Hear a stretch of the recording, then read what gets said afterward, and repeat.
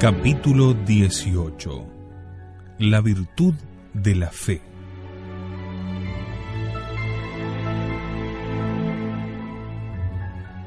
Ha penetrado muy extensamente en la Iglesia esa negación de la primacía del conocimiento sobre la vida que hemos examinado.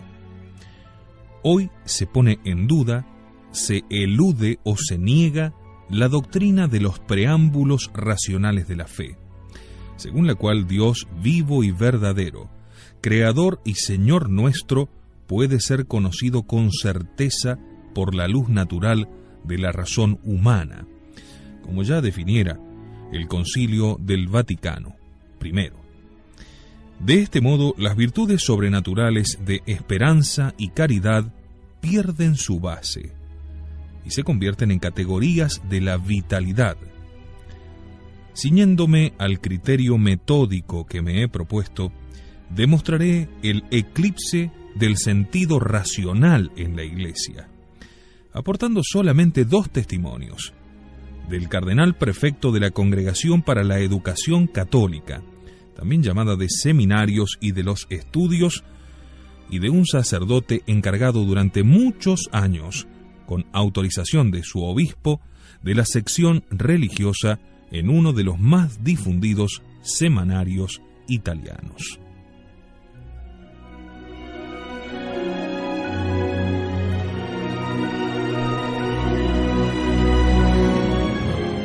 En el Congreso de los Teólogos Italianos en Florencia, 1968, el cardenal Gabriele Garrone consideró que la crisis de la fe desciende de la incapacidad de ofrecer al hombre contemporáneo una noción de Dios que tenga sentido para él, es decir, una noción conforme a su animadversión por la racionalidad y por la verdad. Su eminencia reconocía en la teología católica un exceso de teoricidad, una intemperanza de la razón, una especie de filosofismo. Los términos precisos en los que se expresaba el cardenal Garrone son los siguientes. En el siglo pasado, los teólogos fueron conducidos a afirmar la capacidad de la razón humana para probar la existencia de Dios. Los teólogos han abandonado a Dios a manos de los filósofos. Tenemos que reconocer que nos hemos equivocado, porque le hemos pedido a la filosofía lo que ella no puede darnos. Debemos reencontrar los atributos de Dios, no las ideas abstractas de la filosofía, sino los nombres, los verdaderos nombres de Dios. No tenemos la misión de predicar ideas, sino de predicar la fe. Como vemos, una total destrucción de las ideas católicas, una total destrucción y burla acerca de los concilios anteriores de la Iglesia, un desprecio por la Iglesia histórica. El cardenal Garrone, Florencia, 1968, Congreso de los Teólogos Italianos. La autoridad de la persona no abroga el derecho de todo fiel de confrontar la enseñanza de los ministros particulares con la enseñanza de la Iglesia universal. Realmente no son los teólogos, sino la Iglesia misma en el ejercicio de su supremo oficio didáctico, quien en el Concilio Vaticano I enseñó solemnemente la capacidad de la razón para probar la existencia de Dios, y anatematizó al que dijera lo contrario. Por tanto, no basta decir con «nos hemos equivocado». Él quiso decir «la Iglesia se ha equivocado». El circiterismo doctrinal y la debilidad de razonamiento no solo han estado presentes aquí en este concilio de Florencia. El pueblo de Dios habla hoy medio asótico y medio hebraico, como en tiempos de Nehemías, como se lee en la segunda Esdras 13:24. O si no, estaría la Iglesia bajo una mala estrella si estuviese hoy en el caso de decir a los hombres creed en mí, aunque yo no crea. Al discurso de este cardenal se hace referencia en ISI número 305, del 1 de febrero del año 68, páginas 12 y 13. Habiendo yo preguntado a la dirección de ese periódico si no hubiese tal vez cometido un error al referirlo, y habiendo hecho saber al cardenal mismo la pregunta planteada por mí a la revista, éste me respondió: no había pasado por alto ese texto de ISI, y me he puesto en contacto con los responsables del modo conveniente, enviándoles el texto auténtico de esta conferencia. No hace falta decirle que el tono era muy distinto. Habiéndome parecido que la cosa era digna de continuarse, y habiendo instado a ISI para que publicase el texto auténtico, mi insistencia provocó una entrevista en Roma de 2 redactores de ISI con el cardenal Monseñor Garrone, quien declaró entonces que prefería no continuar con este asunto. Todo el intercambio de cartas, abierto con la mía a ISI, de 18 de febrero del 68 y cerrado con la susodicha preferencia, forma parte del material de trabajo de Iota Unum. No hace falta adentrarse en ello. No se puede, sin embargo, dejar de observar, basta con leer los textos, que las palabras del cardenal Garrone son contrarias al Concilio Vaticano I, en la misma medida en que no ser capaz es contrario de ser capaz. Es superfluo, por lo tanto, señalar que el tono, sea sostenido o bemol, no cambia el tema musical, y que el sentimiento con el que se enuncia un juicio no puede cambiar ni el significado de los términos ni el valor del juicio. Igualmente superfluo es señalar los orígenes modernistas de la afirmación del cardenal Garrone, ya que es propio del modernismo fundar la creencia sobre un sentimiento y una experiencia de lo divino más que sobre una previa certeza racional, y sostener que ni es capaz de levantarse hasta Dios, ni puede conocer su existencia, ni aún por las cosas que se ven, como dice el Papa San Pío X en su encíclica Pascendi.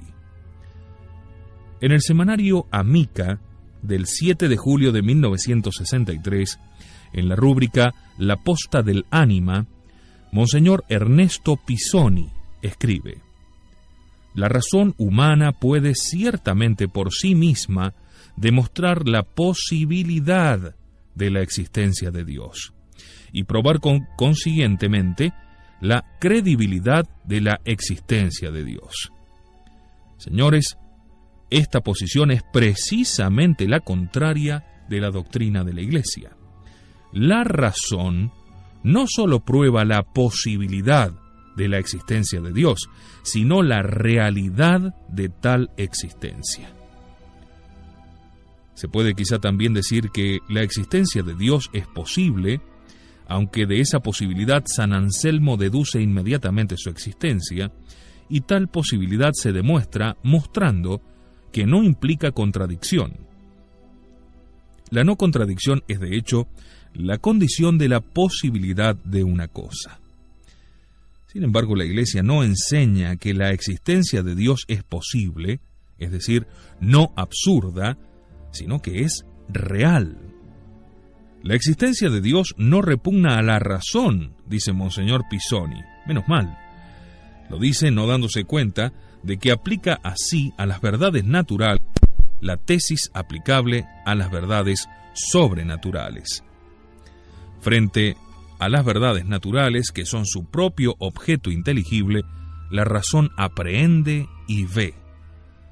Sin embargo, frente a las verdades sobrenaturales, no aprehende, sino que tiene por oficio demostrar que no repugnan a la razón.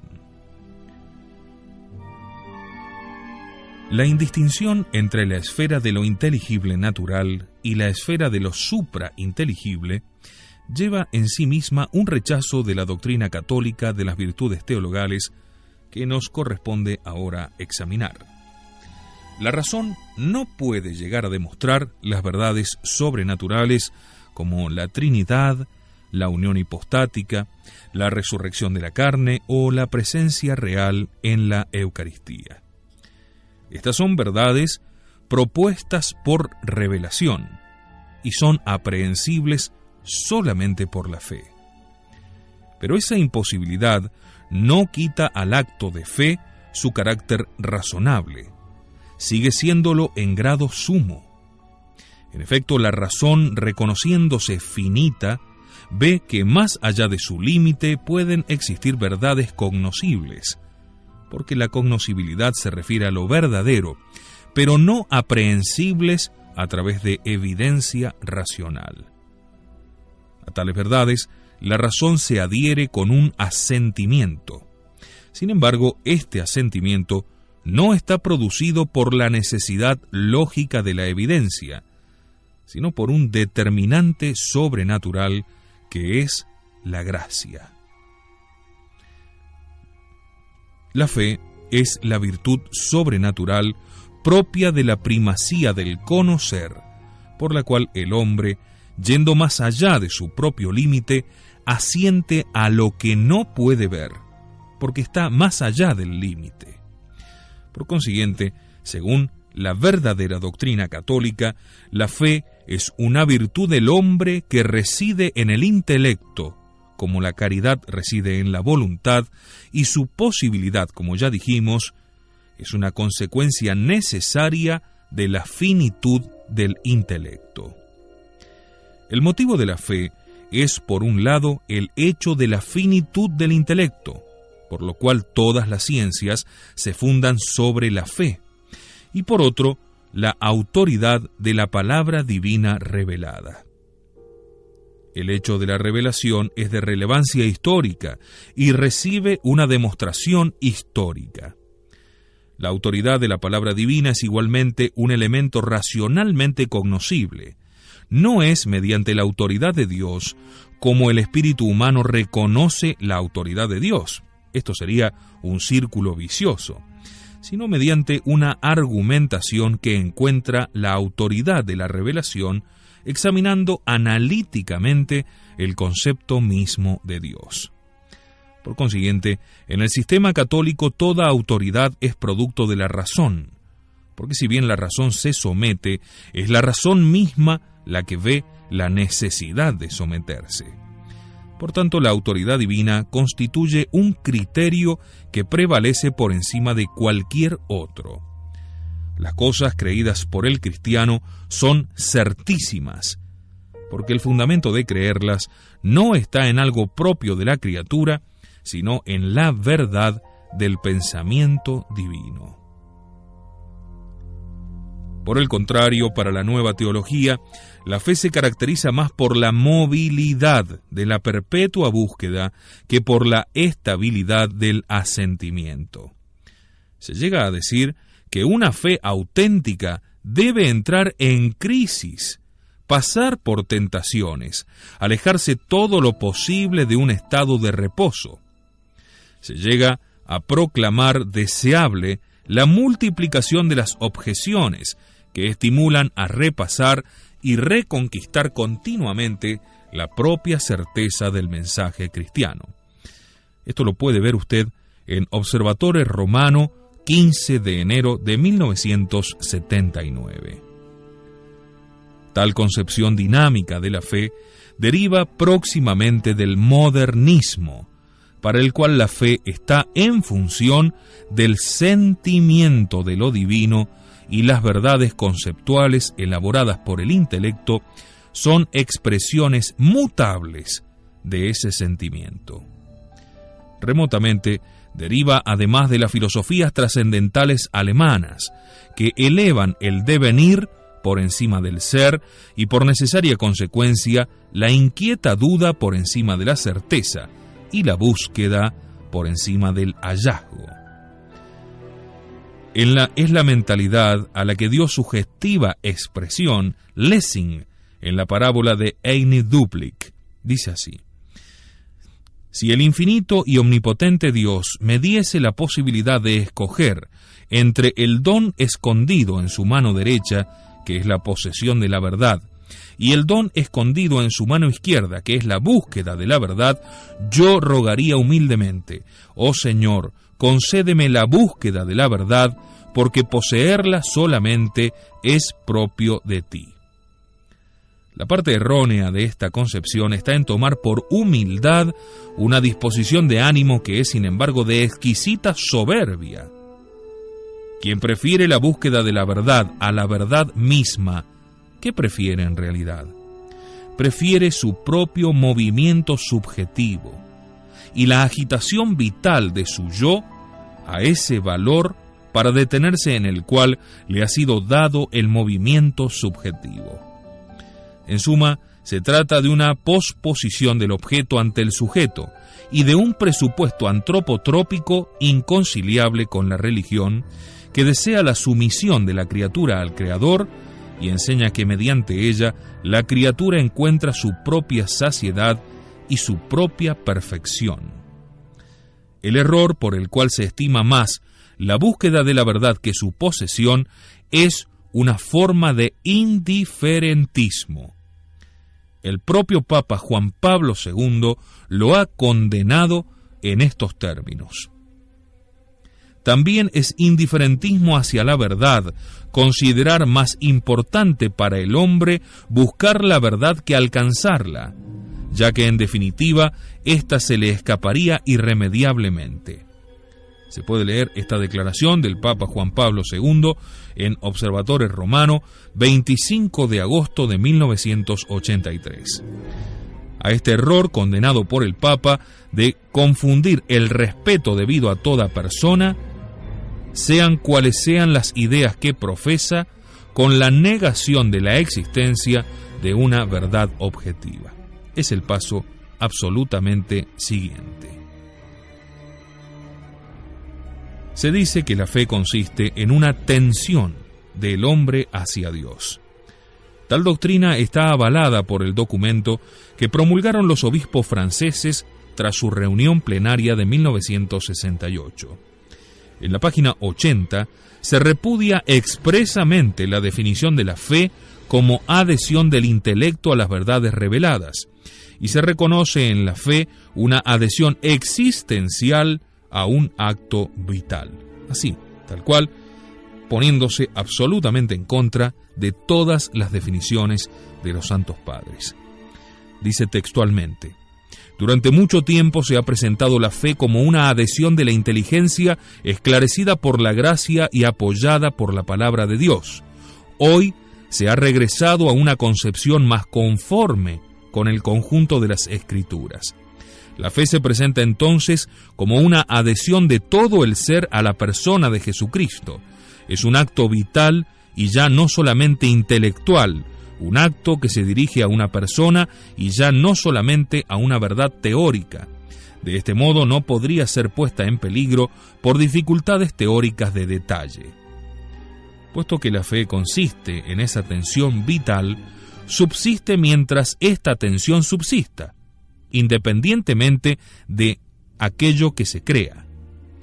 Esta doctrina se aparta de la tradición de la Iglesia totalmente. Ciertamente, la religión es una disposición de la totalidad de la persona, no solamente del intelecto, pero el acto de fe lo realiza la persona específicamente mediante el intelecto. No se deben confundir las prioridades, confundiendo después como consecuencia necesaria las virtudes teologales. La fe es una virtud del hombre del género conocer, no del género tender hacia. Es cierto que la religión está integrada por las tres virtudes teologales, pero el fundamento es la fe, no la tensión, es decir, la esperanza. Yo no niego que la religión pueda contemplarse en general como una tendencia hacia Dios. Es falso, sin embargo, que consista por sí misma en esa tendencia.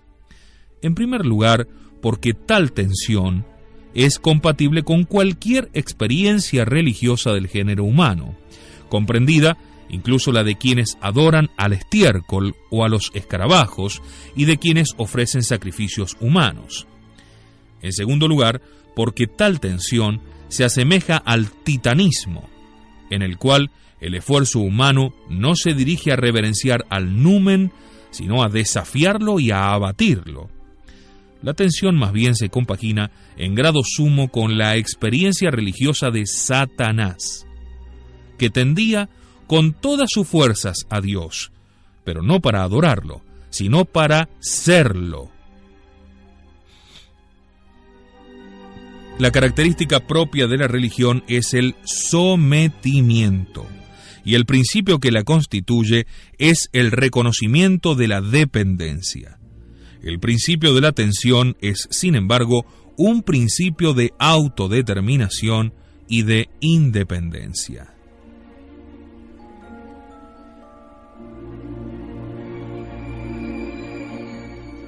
También en torno al motivo de la creencia religiosa, los innovadores difieren de la doctrina de la Iglesia.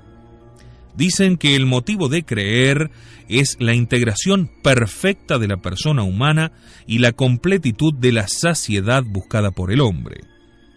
Este motivo es legítimo y bien conocido por la teología católica, pero no como motivo primero y determinante, pues el fin de la religión no es la saciedad del hombre, sino el cumplimiento del fin de la creación, es decir, Dios mismo. Aquí reaparece aquella tendencia antropotrópica del pensamiento innovador. El fin que Dios asigna al hombre es la justicia. Buscad primero el reino de Dios y su justicia, nos dice nuestro Señor en San Mateo 6:33, es decir, la adhesión a la voluntad divina. Pero ahí se esconde precisamente el objetivo que Dios se propone al asignar al hombre como fin la justicia: conducirlo a la felicidad. Este es el objetivo que Dios se propone al asignar al hombre como fin la justicia, su felicidad. En la perspectiva del hombre, el primum debe ser la justicia. La felicidad consiste en ser perfectamente justo, según la palabra de Cristo. San Mateo 5:6. Bienaventurados los que tienen hambre y sed de la justicia, porque serán hartados de justicia. El elemento subjetivo de la felicidad debe reducirse a fin de que triunfe el objeto. También el fundamento de la certeza de la fe queda completamente fuera del sujeto. Para el creyente es la más firme de las certezas, por encima de la inteligibilidad del dato revelado y de todo conocimiento histórico. Siendo el dato revelado de tal naturaleza que la mente humana no puede encontrarlo ni verificarlo, la única manera posible de fundamentar la certidumbre es recibir esa verdad, recibirla puramente, sin mezclar nada de nuestro lado. En resumen, trasladar completamente los motivos de la certeza del lado del sujeto al lado del objeto.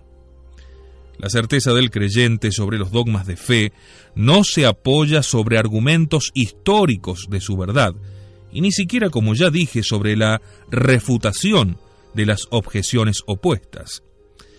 La certeza del creyente sobre los dogmas de fe se apoya sobre un principio que va más allá de todas las condiciones, todos los presupuestos e incluso todas las eventualidades históricas.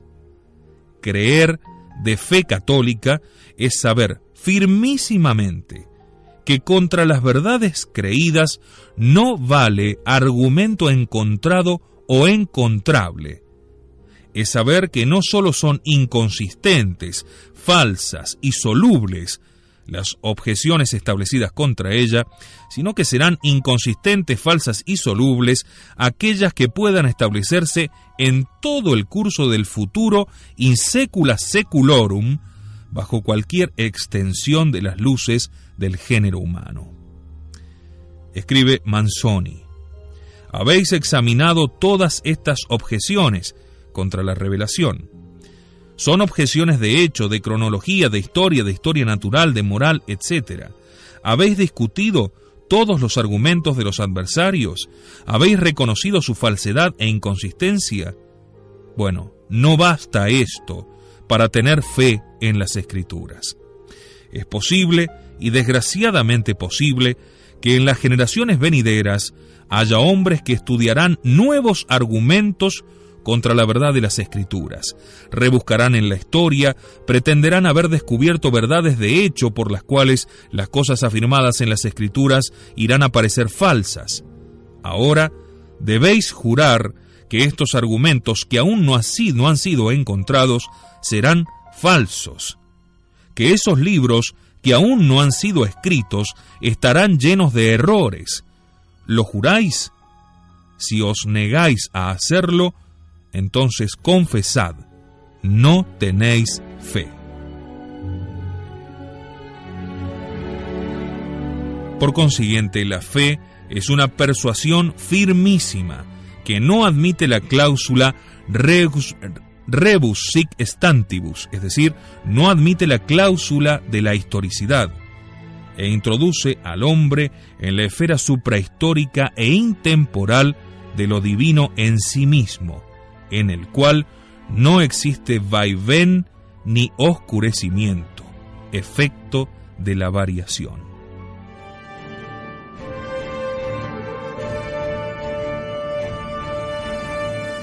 Conocer la verdad, obrar en consecuencia, descubrir en la filosofía y la teología la clave de la actual crisis de la Iglesia Católica. Iota 1. Historia de las transformaciones de la Iglesia Católica en el siglo XX.